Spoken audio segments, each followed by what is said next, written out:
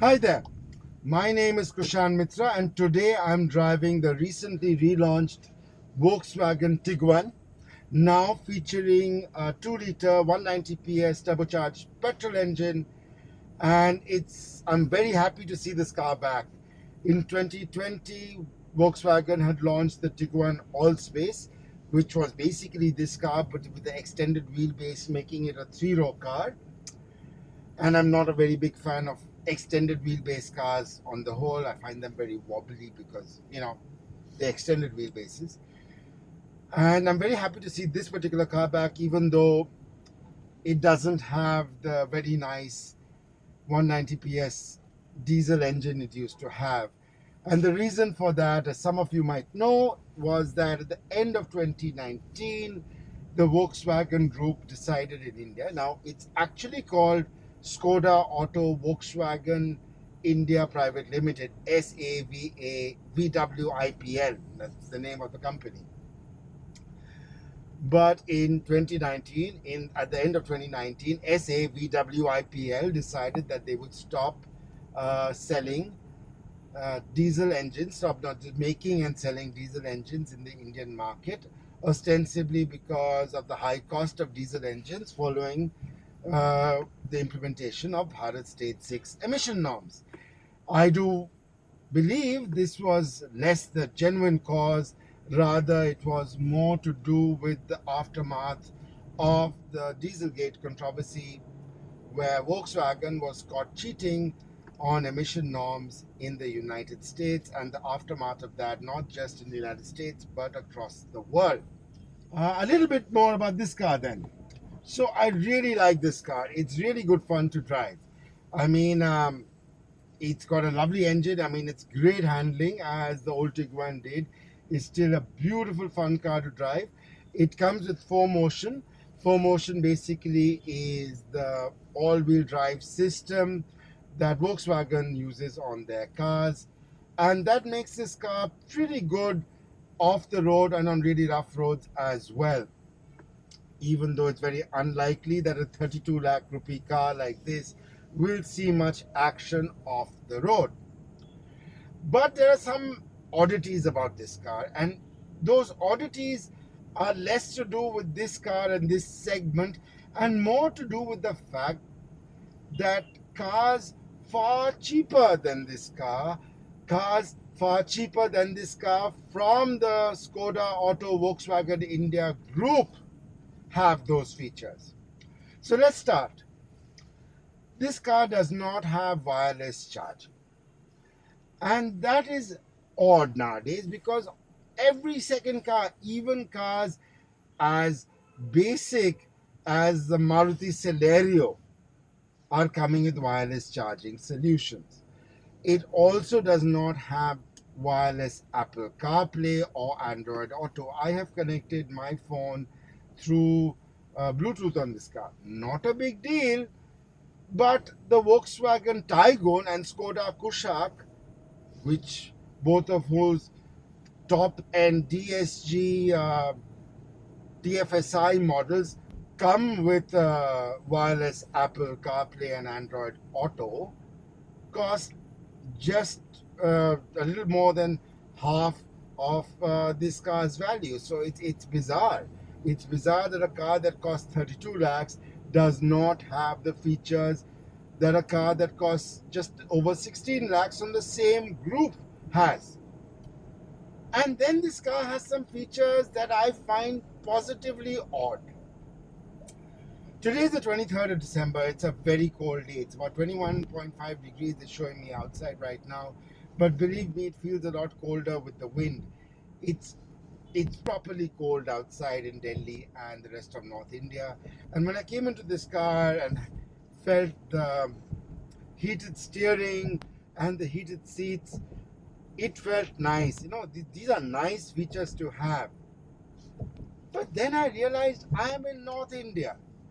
And yes, it's very cold in North India in December and January every year. But it's very hot for 8 of the 10 remaining months.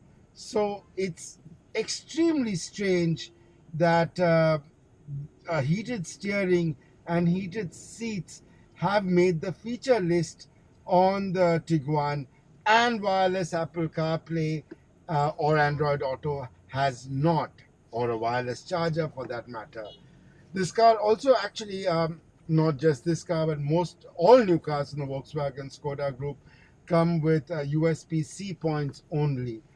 This is not peculiar just to Skoda Volkswagen, sorry, in India, but also to Mercedes and BMW. Even though Hyundai doesn't do that as yet, even because most phones, I mean almost all phones in India still ship with USB-A chargers.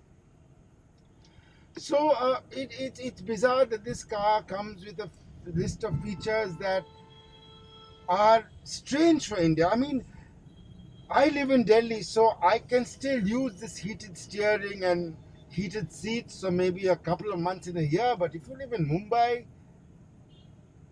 I don't know why you're paying the extra for a heated steering or heated seats for that matter. You can argue that, maybe you would never use these features because most people who buy a Tiguan will probably not be driving themselves, but it's a strange feature set to have. Another thing this car lacks, and which is particularly strange because it lacks wireless Apple CarPlay or Android Auto, is native navigation. There is no native navigation app on this car, either on the screen or anywhere else. It also, while it has a car feature, the ADAS button, advanced driver, assistance systems. When I put it on, I only get cruise control or a limiter because this car, as sold in Europe, comes with quite advanced driver assistance systems, which you don't get in India.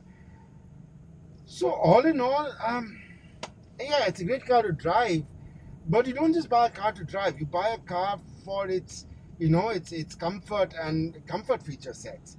And I'm sad to say those features are genuinely lacking in this car. And in terms of technology, it is lacking. And it's particularly bizarre because the Taigun has those features. And I'm scratching my head right now to think why Volkswagen would bring in this level of feature set in India. I mean, even the Taigun, to be very honest, when the Taigun was launched, I remember asking Volkswagen management some of the feature sets they had on the car was bizarre because the 1-liter TSI car had ventilated seats, whereas the 1.5-liter TSI car did not.